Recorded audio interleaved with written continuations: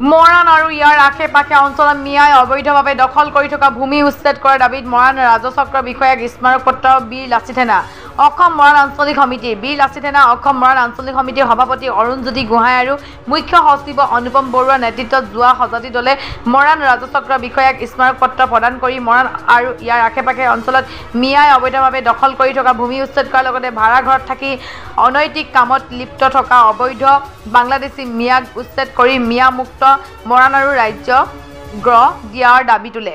সাম্প্ৰতিক সময়ত অসমৰ প্ৰেক্ষাপটত দেখা পোৱা গৈছে অবৈধ বাংলাদেশীৰ যি বিচৰণ চলিছে এই কাৰ্যক আমি বীৰ লাচিত সেনা মৰাণ আঞ্চলিক সমিতিয়ে ইয়াক ধিক্কাৰ জনাইছোঁ যাতে ভৱিষ্যতৰ সময়ত এই বাংলাদেশীসকলক ইয়াৰ পৰা বিতৰণৰ ব্যৱস্থা চৰকাৰে কৰিব লাগিব, অন্যথা অসমত এটা বৃহৎ গণ আন্দোলন সৃষ্টি হ'ব।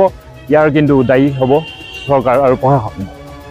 আমি আশা কৰিছোঁ অসমত যাতে তেওঁলোকৰ বিচৰণভূমি হ'ব নোৱাৰে আৰু যিসমূহ এতিয়া বাংলাদেশী সন্দেহযুক্ত আছে আমাৰ মৰাণ অঞ্চলত ভাড়াঘৰসমূহত অনৈতিক কাৰ্যকলাপৰ লগত জড়িত হৈ আছে সেইসকলক অনতিপলমে শীঘ্ৰে তেওঁলোকক কায়ত্ব কৰি কিনে অসমৰ পৰা যাতে বিতৰণ কৰিব লাগে আৰু আমাৰ অসম ভূমি সদায় অসমীয়াৰ হ'ব লাগে আৰু ইয়াৰ দপদপনি প্ৰত্যেক মুহূৰ্তত প্ৰত্যেক ক্ষেত্ৰত ইয়াত থাকিব লাগিব। এয়া আমাৰ আহ্বান।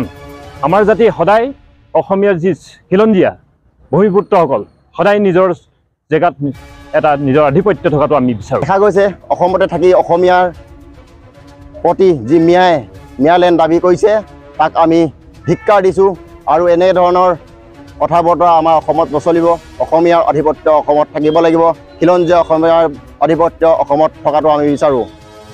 এনেধৰণে যদি মিয়ালেণ্ড দাবী কৰিবলৈ হয় তেনেহ'লে অনাগত দিনত অসমীয়াৰ জাতিৰ প্ৰতি শংকা আহিব।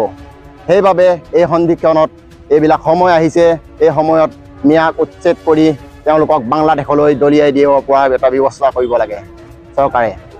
আৰু যিবিলাক খিলঞ্জীয়া মুছলমান সম্প্ৰদায়ৰ ব্যক্তিয়ে তেওঁলোকক ৰক্ষণাবেক্ষণ দিছে, তেওঁলোকক বিভিন্ন কামত লগাই তেওঁলোকৰ দ্বাৰা অসমত যি আধিপত্য সৃষ্টি কৰিবলৈ বিচাৰিছে তেওঁলোকক আমি ধিক্কাৰ দিছোঁ।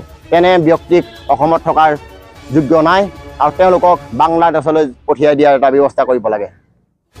আজি আমি মৰাণ ৰাজচক্ৰ বিষয়া কাৰ্যালয়ত বীৰ লাচিত সেনা অসমে এখন স্মাৰক পত্ৰ দিছোঁ। অসমৰ আমাৰ মৰাণৰ আশে কাষে থকা যিবিলাক অবৈধ বাংলাদেশীয়ে দখল কৰি থকা যিবিলাক ভূমি উচ্ছেদ কৰিবৰ কাৰণে আমি ৰাজচক্ৰ বিষয়াক এখন স্মাৰক পত্ৰ দান কৰিছোঁ আৰু ভাড়াঘৰত থাকি যিবিলাক মানুহ অনৈতিক কাৰ্যকলাপত লিপ্ত হৈছে তেওঁলোকক আমি মৰাণৰ পৰা বাহিৰ কৰি দিয়াৰ এটা ব্যৱস্থা কৰিম। যদি প্ৰশাসনে ব্যৱস্থা নলয় তেনেহ'লে বীৰ লাচিত সেনাই তেওঁলোকক ইয়াৰ পৰা খেদাই দিয়াৰ এটা ব্যৱস্থা কৰিম।